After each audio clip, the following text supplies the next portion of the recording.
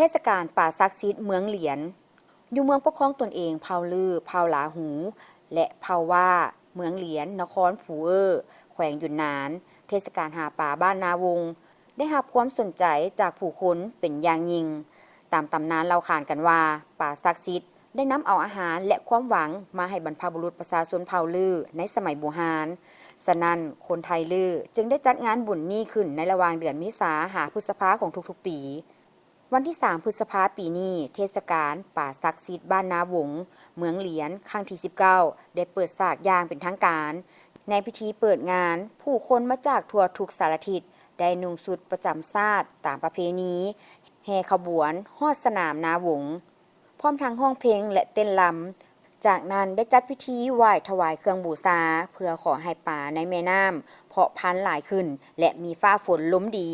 เวลา 12:00 มีประชาชนและนักท่องเที่ยวนับหมื่นคนได้จับเครื่องมือหาปลาลังไหลเข้าไปในแม่น้ำนานเลเพื่อแข่งขันหาปลาขณะนั้นทั่วสายน้ำเต็มไปด้วยบรรยากาศแห่งความสนุกสนานและคึกคืน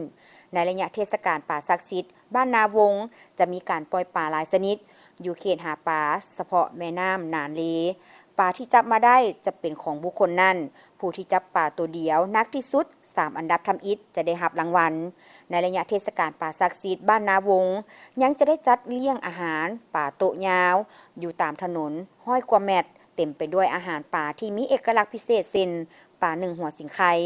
มีกลิ่นหอมแซ่บซ้อยลอยมาตามอากาศได้รับคำชื่นชมจากนักท่องเที่ยวอย่างหลวงหลายในเวลากลางคืนยังได้จัดกิจกรรมปล่อยโคมไฟเป็นพันดวงและการลอยโคมน้ำอยู่ตามแคมน้ำนานเล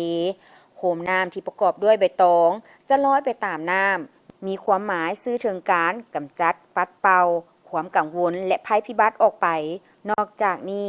ยังจะจัดพิธีปล่อยป่าศักดิ์สิทธิ์ก็ถือเป็นส่วนสำคัญของพิธีกรรมอีกด้วยภายหลังทำพิธีสวดมนต์และถวายเครื่องบูชาแล้วก็ปล่อยป่าลงแม่น้ำและอธิษฐานขอความโชคดีและความสงบสุข